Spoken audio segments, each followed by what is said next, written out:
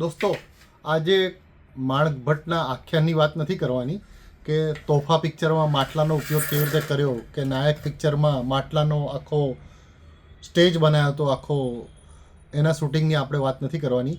આજે વાત કરવાની છે માટલામાં પાણી ઠંડુ કેમ રહે છે એની પાછળના વિજ્ઞાનની. ઉનાળા જેવી ગરમીની શરૂઆત થઈ ગઈ છે. આવા સમયે ઘરમાં માટીના માટલા વસાવવાની પણ શરૂઆત થશે. પણ શું આપને ખબર છે કે માટીના માટલામાં પાણી ઠંડુ કેમ રહે છે? બહારના ગરમ વાતાવરણની માટલાના પાણી પર એટલી અસર કેમ નથી થતી? એટલે કે ગરમીમાં પણ માટલાનું પાણી શીતળ કેમ રહી શકે છે? માટલામાં પાણી ઠંડુ કેમ રહે છે એની પાછળનું વિજ્ઞાન આપણે સમજીએ. પણ એ સમજતા પહેલાં થોડી ચર્ચા એ કરી લેવી પડે કે જ્યારે આ માટલું બનાવવામાં આવે ત્યારે એમાં ઠંડુ પાણી કેવું થશે એનો આધાર એને કઈ માટીમાંથી બનાવેલું છે એના ઉપર હોય છે. એ માટીને કેટલી ગૂંધવામાં આવે છે એના ઉપર રહેલું હોય છે. અલગ અલગ પ્રકારની માટીમાંથી માટલું બનાવવામાં આવે છે. સફેદ માટી, લાલ માટી, કાળી માટી. આમાંથી સૌથી વધારે ઠંડુ પાણી સફેદ માટીમાંથી બનાવેલા માટલામાં વધારે રહે, કારણ કે સફેદ માટી ગરમીને પરાવર્તન કરે છે. કાળી માટીથી બનેલું માટલું ગરમીને શોષે છે. એ ઉપરાંત એ માટીને કેટલી ગૂંધવામાં આવેલી છે. જેટલી માટીને ગૂંધવામાં આવે એટલી એમાં એર પાર્ટિકલ વધારે એમાં થાય છે, બબલ્સનું પ્રમાણ એમાં વધારે થાય છે.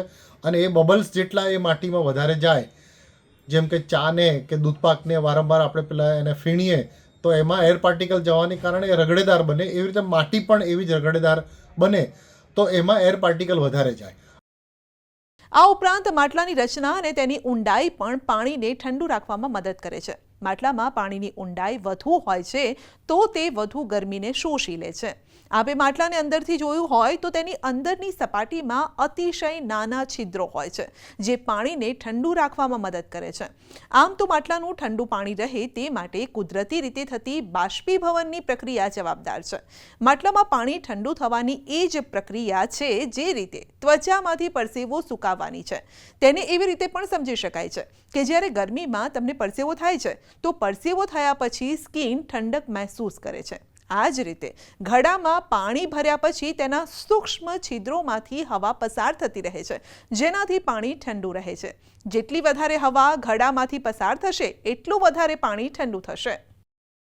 તમે જોશો આ માટલાની અંદર તો હું તમને માઇક્રોસ્કોપથી અથવા તો મેગ્નિફાઈંગ ગ્લાસથી તમને કરીને બતાવું છું, તો એમાં તમને નાના નાના છિદ્રો દેખાશે.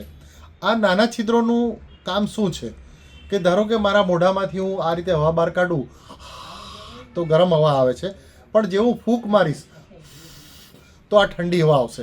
એટલે એ છિદ્ર જેટલું નાનું હોય એટલી ઠંડી હવા વધારે ઉત્પન્ન થાય. એટલે બહારથી જે પવન આવે છે એ પવન ભલે ગમે એટલો ગરમ હોય પણ એ નાના છિદ્રમાં જ્યારે પ્રવેશ કરશે ત્યારે એ ઠંડી ઉત્પન્ન કરે છે. અને ઠંડક ઉત્પન્ન કરે છે એ ઠંડક માટલાની અંદર ગયેલા પાણીમાં ટ્રાન્સફર થાય છે. અને એટલે માટલાની અંદર રહેલું પાણી ઠંડુ બને છે. એટલે બર્નોલિક પ્રિન્સિપલનો સિદ્ધાંત અહીં કામ કરે છે. એટલે છિદ્રોનું પ્રમાણ જેટલું વધારે, આ માટલું જેટલું છિદ્રાળું હોય એટલું પાણી વધારે ઠંડુ થશે. દોસ્તો, તમને એ પણ ખબર હશે કે ઘણી વખત આપણે એની ઉપર કંતાન પણ લપેટીએ છીએ. ઘણી વખત આપણે સફેદ કપડું પણ લપેટીએ છીએ.